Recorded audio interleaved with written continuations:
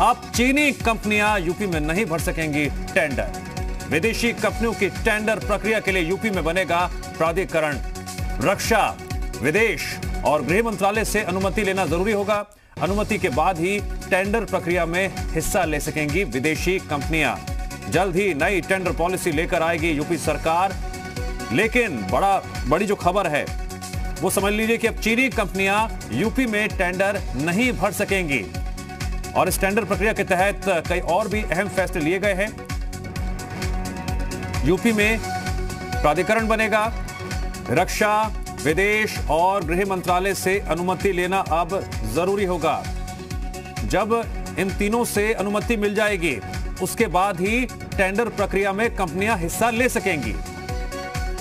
तो विदेशी कंपनियों के लिहाज से यूपी सरकार ने यह बड़ा कदम उठाया है, एक बड़ा फैसला लिया है। जल्द ही नई टेंडर पॉलिसी लेकर आने जा रही है यूपी सरकार। तो योगी सरकार का यह बड़ा कदम है विदेशी निवेश के लिहाज से। इसमें जो सबसे अहम बातें हैं उन्हें अच्छी तरह समझ लीजिए। पहली बात यह कि चीनी कंपनियां अब यूपी में टेंडर नहीं भर सकेंगी।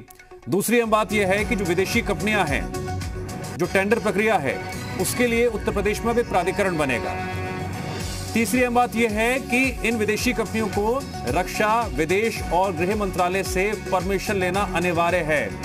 यह बहुत जरूरी होगा।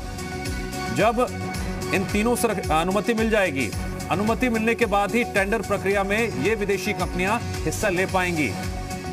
अगर अनुमति नहीं मिलती है तो फिर टेंडर प्रक्रिया में हिस्सा नहीं ले सकती हैं। पवन सेंगर जुड़ गए हमारे साथ इस खबर पर और अधिक जानकारी के लिए। पवन, अब चीनी कंपनियां यूपी में टेंडर नहीं भर सकेंगी। पहली महत्वपूर्ण बात यह प्राधिकरण बनेगा। दूसरी अहम बात और तीसरी बात यह कि अनुमति लेना अनिवार्य होगा रक्षा, विदेश और गृह मंत्रालय से, तभी आप टेंडर भर सकेंगे उत्तर प्रदेश में।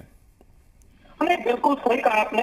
जिस तरीके से चीन और खासतौर से इंडिया के बीच में जो एलएसी पे विवाद और तमाम तनाव देखने को मिला, उसके बाद केंद्र सरकार जहां कार्रवाई कर रही है, उत्तर प्रदेश सरकार ने भी बढ़ चढ़ करके उसमें कार्रवाई करने का फैसला किया है। पिछले दिनों तमाम सारे टेंडर भी निरस्त करने का काम उत्तर प्रदेश सरकार ने किया। अब उत्तर प्रदेश सरकार ने जो बड़ा फैसला लिया उसमें इस बात का फैसला लिया है कि कोई भी प्रोजेक्ट जो टेंडर है वो चीनी कंपनियां या उससे खासतौर से पाकिस्तान, नेपाल, बांग्लादेश, भूटान समेत तकरीबन 7 देशों का जिक्र है और जिसमें चाइना महत्वपूर्ण है कि अगर वो कोई भी प्रोजेक्ट डालना चाहता है या कोई टेंडर डालना चाहता है तो प्राधिकरण में पहले रजिस्ट्रेशन कराना होगा, बताना होगा, क्योंकि कई सारी फॉर्म्स हैं चाइना की जो उत्तर प्रदेश में, इंडिया में अलग अलग नाम से रन कर रही है। वो टेंडर डाल देती है। जब एलवन उनका आ जाता है, पता चलता है कि ये चाइना बेस्ड कंपनी है, उत्तर प्रदेश में, इंडिया में काम कर रही है, उस समय सरकार की बहुत ज्यादा किरकिरी होती है।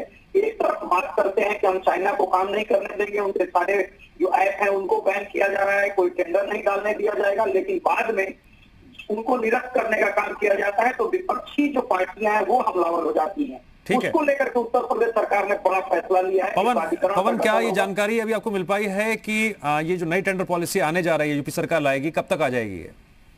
ये मान करके चलिए कि एक तरीके से बोर्ड का गठन बिल्कुल हो चुका है, प्राधिकरण का गठन हो चुका है। उसको एक तरीके से उसका सर्कुलर जारी होना है। जितनी जल्दी सर्कुलर जारी होगा अब ये सरकार को देखना है। हालांकि जो मेरी अधिकारियों से बात की उनके हिसाब से जल्द से जल्द ये व्यवस्था कर दी जाएगी ताकि किसी भी टेंडर में प्रक्रिया में भाग लेने से पहले उस चीनी कंपनी को इस प्राधिकरण से होकर के गुजरना होगा। ठीक है, उसके बाद ही उसको अलाउ किया जाए। पवन सेंगर, जानकारी के लिए आपका शुक्रिया।